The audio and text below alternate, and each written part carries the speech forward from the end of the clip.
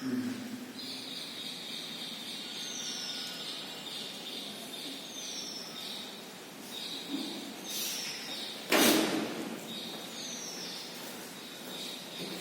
મિત્રો, આપણે પહેલા ભાગમાં ગુણોત્તર વિશે ભણ્યું. આજે આપણે એક સ્ટેપ આગળ જઈશું. આપેલા ગુણોત્તરો સરખા છે કે નહીં. આપેલા ગુણોત્તરો સરખા છે કે નહીં એનો મતલબ તમને બે ગુણોત્તર આપો. એ બે ગુણોત્તરો સરખા છે કે નહીં એ આજે આપણે શીખીશું.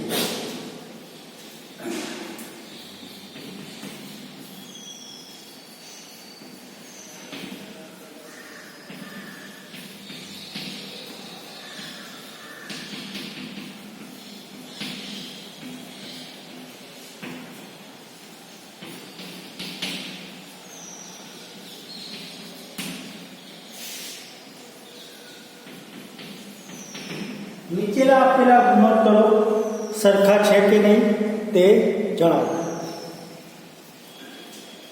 તમને આ લેવલા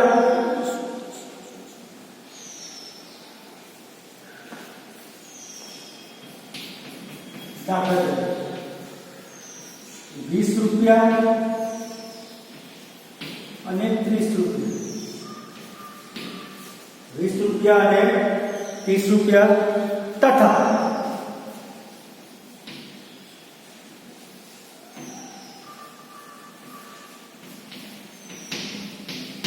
24 કિગ્રા અને 36 કિગ્રા.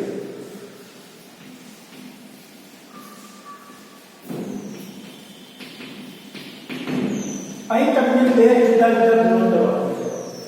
20 અને 30 રૂપિયાનો ગુણોત્તર અને 24 અને 36 કિલોગ્રામ નો ગુણોત્તર. ને આપણે પૂછ્યું છે કે નીચે આપેલા ગુણોત્તરો સરખા છે કે નહીં. તો આવું પેટા આપણે પૂછે તો આપણે એટલું જોવાનું કે સરખા છે કે નહીં. એ માટે પહેલા તો બંનેના આપણે અતિસંક્ષિપ્ત રૂપ આપવા પડે. જ્યાં સુધી આપણને એના અતિસંક્ષિપ્ત રૂપ એટલે કે ગુણોત્તર ના શોધે ત્યાં સુધી આપણને ખબર પડે નહીં કે તે સરખા છે કે નહીં. ને એ અતિસંક્ષિપ્ત રૂપ આપ્યા પછી જો બંનેના ગુણોત્તરોનો જવાબ સરખો બને તો આપેલા ગુણોત્તરો સરખા છે તેમ કહેવાય. ને જો ગુણોત્તર સરખા ના હોય તો ગુણોત્તર સરખા નથી તેમ કહેવાય. તો પહેલા આપણે શોધીશું 20 રૂપિયા અને 30 રૂપિયાનો ગુણોત્તર. 20 રૂપિયા અને 30 રૂપિયાનો ગુણોત્તર. પહેલા 20 રૂપિયા છે એટલે આપણે અંશમાં 20 લખીશું. પછી 30 રૂપિયા છે છેદમાં લખીશું 30. શૂન્ય શૂન્ય 2 અવિભાજ્ય 3 અવિભાજ્ય. પહેલાનો જવાબ આવ્યો 2/3 બરાબર 2/3. પહેલાનો ગુણોત્તરનો જવાબ આવ્યો 2/3. હવે આપણે બીજાનો શોધીએ. 24 કિગ્રા અને 36 કિગ્રા નો ગુણ. પહેલું 24 છે એટલે અંશમાં લખીશું 24 છેદમાં 36 છે એટલે લખીશું 24 અને 36 નો ગુણોત્તર શોધો. તમને ખબર જે પહેલા હોય અંશમાં લખાય, બીજું હોય છેદમાં. હવે તમે ધ્યાનથી જોશો તો 24 અને 36 બંને 12 ના ઘડિયામાં. કયા ઘડિયામાં આવે છે? 12. તો 24 ના હોય પાડીશું 12 દુ 24 અને 36 ના હોય પાડીશું 12 તારીખ 36. 12 ગયા 2 અવિભાજ્ય 3 અવિભાજ્ય એટલે આનો પણ જવાબ આવ્યો 2/3 એટલે કે 2/3. તો અહીં આગળ આપણને બંનેના ગુણોત્તર સરખા બને છે. તો આપણે કહી શકાય કે 20 રૂપિયા અને 30 રૂપિયા અને 24 કિલોગ્રામ અને 36 કિલોગ્રામ ના ગુણોત્તરો સરખા છે. હવે આપણે સીધું જવાબ આપેલા ગુણોત્તર સરખા છે. આપેલા ગુણોત્તરો સરખા છે. આવા બીજા દાખલા છે હું તમને ફોટો પાડીને આપીશ, એમાંની ઉપરથી તમારે ગણવાનું છે. બરાબર, ધ્યાનથી શાંતિથી ઉતારો. 2 મિનિટનો ટાઈમ આપો.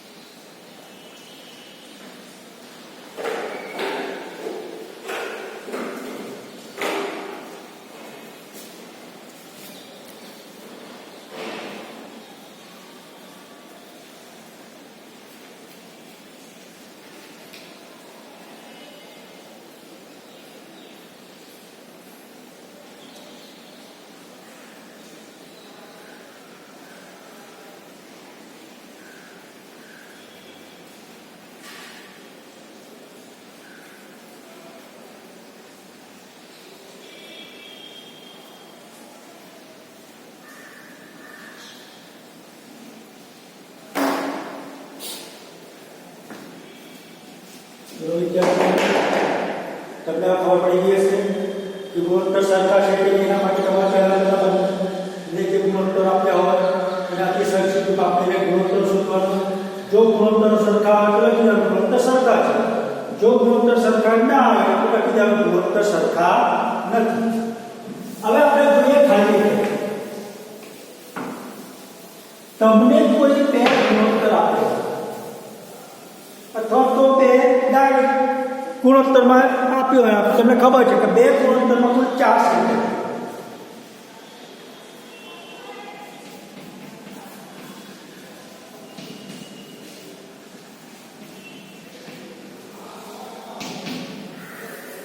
તમને પૂછ્યું ખાલી જગ્યા પૂરો, એકદમ હેલ્પ છે, પણ શું કરવાનું નથી. તમે જોશો તો તમને આવ્યો 5 બરાબર 40 નહીં તમને આપું છું બોક્સ ને આપણે આ બોક્સની યોગ્ય કિંમત શોધવાની છે. એકદમ સહેલું છે. તમને અહીંયા આપેલું છે 5 અને 7. ફક્ત આપણે જોવાનું છે 5 ગુણ્યા 7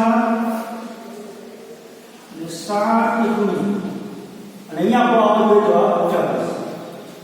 જો જવાબ આવે 40 છે. 5 ને કેટલા જોડે ગુણીએ તો 40 થાય? અત્યારે આપણે 5 ને કેટલા જોડે ગુણીએ તો 40 થાય? સરસ. એટલે 5 ને 8 જોડે ગુણીએ 40 થાય. ને આપણે ભૂસા લસાવા જોતા, ભૂસા લસાવા જોતા કેટલો અંશને આપો, કેટલા છેદને આપો. તો જે ખાલી જગ્યામાં જે બેનો ગુણાકાર મળે અને જે સંખ્યાથી આપણે ગુણવાથી ત્રીજી સંખ્યા મળતી હોય એ જ ગુણાકાર તમારે જે ખાલી જગ્યા હોય તો બાકીની જગ્યા નથી, તરત જ દાખલો પડી ગયો. નીચે આવશે 8 7 6. હવે પડી ગઈ. બીજો જોઈએ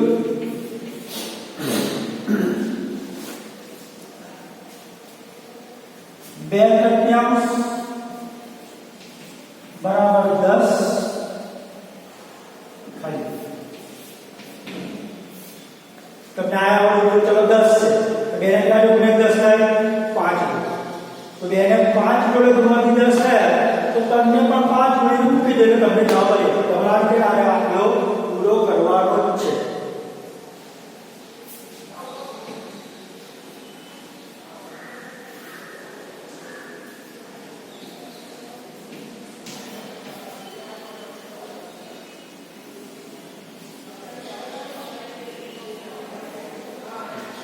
અહીં આગળ આપણને બોક્સ બનેલું 4 સંખ્યા છે પણ એક સંખ્યા નથી. તો આપણને ઉપર નથી, આપણને નીચેની આપી દીધું હોય તો બોક્સનું બોક્સ જ રાખીએ. અહીં 5 ના 5 આવે. આપણને જે બે સંખ્યા જે બાજુ સંખ્યા પૂરી આપી હોય એના અવયવ પાડી શોધી પછી આપણે તો અહીં 5 તો છે ને 5 તો હોવાનો છે. તમને ખબર છે 20 બોલો 5 ને કેટલા જોડે ગુણીએ તો 20 ચાલો કેટલા જોડે ગુણીશું અહીં 5 4 5 4 એનો મતલબ અહીં 5 ને 4 જોડે ગુણેલા છે તો ઉપર પણ 4 જોડે ગુણેલા હશે. ઉપર પણ 4 જોડે ગુણેલા હશે. તો ઉપરની સંખ્યા આપણને આપી છે તો તમને ખબર પડી ગઈ. બોલો ભાઈ 4 ને કેટલા જોડે ગુણીએ તો 28 જેને ઘડિયા આવશે ફટાફટ આવશે. તો 4 ને આપણે 7 જોડે ગુણીએ તો 28. અહીં ગુણોત્તર શોધવાનો. ગુણોત્તર શોધવાનો જવાબ મળી જવાનો. તો તમે જોઈ લો 4 ગયા જો અહીં છેદમાં 5 હોય તો આનો અંશ તમને ખબર પડી ગયો કે 7 જ આવે. આપણી ખાલી જગ્યાનો જવાબ આવશે 7. 7 પંચમાંશ બરાબર 28 નિશાંશ. और पढ़ी आना पर दाखला करना प्लीज बबे बबे विद्यार्थी गणजो.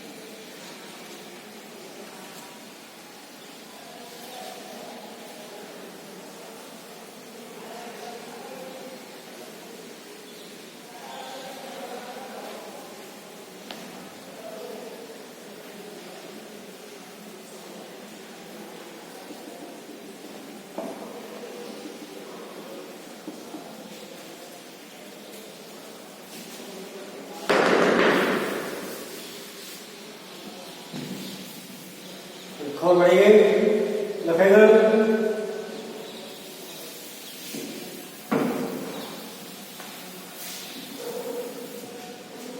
હજુ ગુણોત્તરના નાના નાના દાખલા પૂછાય છે એનો આપણે થોડાક ઉદાહરણ જોઈએ.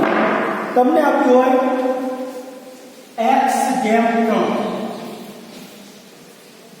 x જેમ 3 પછી 4 ચાર નંબર આપણને ખબર છે પ્રમાણ છે. શું કહેવાય? પ્રમાણ. પ્રમાણમાં છે 40 જેમ 15. તો x બરાબર તમને થશે 8 પછી 9 સ્ક્વેર અને 9 કશું નથી. હમણાં આપણે આગળ જે દાખલા શીખ્યા એ જ છે. તો આ ગુણોત્તર અને આ ગુણોત્તર પ્રમાણમાં છે. પ્રમાણમાં છે એનો મતલબ બંને સરખા છે. જો સરખા હોય તો આપણે આગળ ખાલી જગ્યા શોધી એવી જ રીતે ખાલી જગ્યા શોધી કાઢો કે એની લખીશું x તૃતીયાંશ પ્રમાણમાં છે એટલે બરાબર 40 15. 40 15. જો તમને આ આવડી જાય તો ફટાફટ x ની કિંમત બદલી જવાની છે. મારે